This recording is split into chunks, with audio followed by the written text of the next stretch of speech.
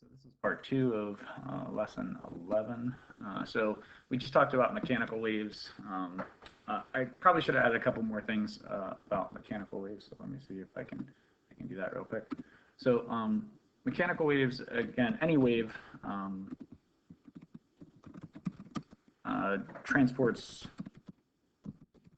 energy from one point in space to another. But mechanical waves require a medium and a vibration. So those are the two things that mechanical waves need. So the next idea that we're going to get into is non-mechanical waves, which they're waves that don't need a medium to travel. So electromagnetic radiation is this type of wave. So light essentially is the most common example that we will talk about because that is what you're most used to kind of measuring and looking at. So this diagram down below here is just all of the different kind of types of electromagnetic radiation and what we call them. So we have things that are longer wavelengths and lower frequencies, which is down on this end, which is like radio waves, so AM radio waves, FM radio waves, TV waves, shortwave radio, all kind of that.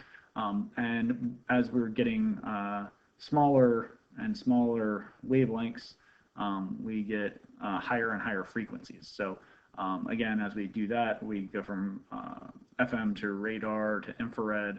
Then we have our visible light spectrum. So all the different colors that we see fall into this very short kind of wavelength variation between about 400 nanometers to somewhere around 700, 800 nanometers. Then we get into UV rays, ultraviolet, X-rays, and gamma rays. So if I was asking you a question like which ones were more dangerous, you probably would go to kind of the left side of this diagram, so ultraviolet, X-rays, and gamma rays. And that's because they have higher frequencies. So higher frequency means more energy. Even visible light is more energetic than sort of like radio waves down here at this end, because these have very long wavelengths and short frequencies. So gamma rays, that's what is given off during nuclear explosions. So obviously those are very damaging. X-rays, obviously you're not going to just get X-rays done on yourself. The X-ray techs, when they are taking X-rays, they have little badges, and if they are exposed to too much radiation, they have to stop that day. Ultraviolet rays, that's what gets you skin cancer from sunburn and things like that. So just to kind of talk about energy in that sense in a real life kind of example. So we're going to talk about non-mechanical waves or light. Electromagnetic waves, all electromagnetic waves, doesn't matter which type it is, including light, travel in a vacuum at a constant velocity. So that constant velocity is known as c, which is 3 times 10 to the 8th meters per second. So it's still, we're going to use the same equation to figure out the wave speed, which is v equals f lambda, but now if we're talking about an electromagnetic non-mechanical wave in a vacuum, then it means that they all travel at 3 times 10 to the 8th. So when light interacts with matter, the matter slows it down, so it doesn't actually go at 3 times 10 to the 8th unless it's like traveling through the void of space. But as it goes through other materials, it slows down, and depending upon the matter, the more densely packed the matter, the more it slows down. So that makes sense. There's more to interact with. So that's why they put those big lead protective vests or blockers when you're in front of some sort of X-rays, so it kind of prevents the X-ray from traveling through as much. So this speed of light in a vacuum divided by the speed in the medium, that's called the index of refraction, and that's what this equation is down here. So n equals c over v, where c is the speed of light and v is just however fast it is in that matter. So you get these constant values for n. If it was n is equal to 1, that means that it's going the speed of light in that particular medium, which is not really common, but it's pretty close to it when it just goes through air. So air is not that dense of a matter, so it does not slow down the light or the electromagnetic wave that much. So also one thing that I just want to make note of, and you're not going to get tested on this, but when light travels, or electromagnetic wave, or E&M is the short way to say it, when an E&M wave enters matter, the wavelength of the wave does not change, but the frequency does. So the frequency can change, and that's why we get things like refraction, this idea of refraction. So with light, that index of refraction is that n value.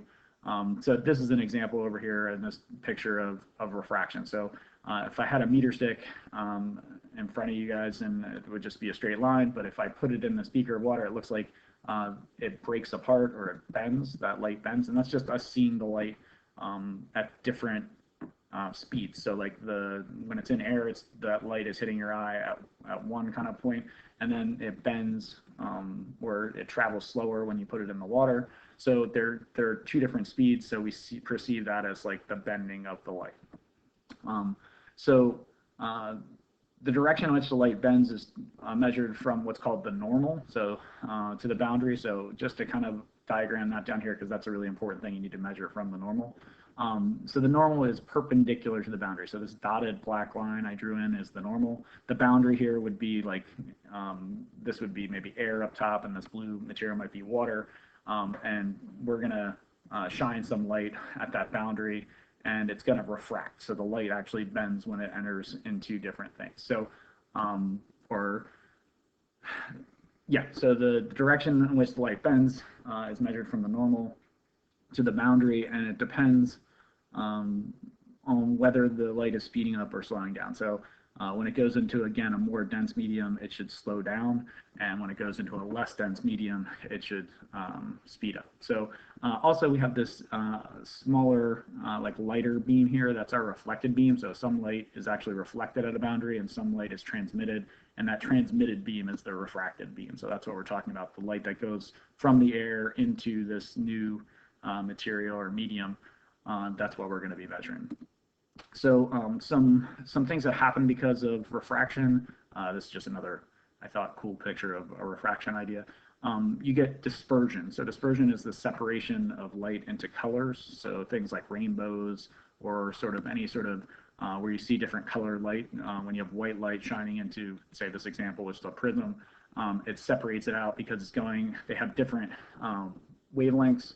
So they travel at different speed, or the wavelength changes, but the frequency, the wavelength changes, but the frequency stays the same.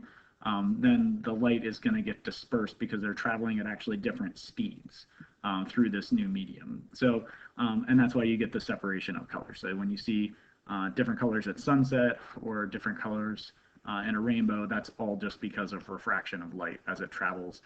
Also, the angle that it hits at makes a difference as well. So like sunset is sort of dependent upon the angle that the sun makes with the atmosphere and how the light refracts as it goes through. So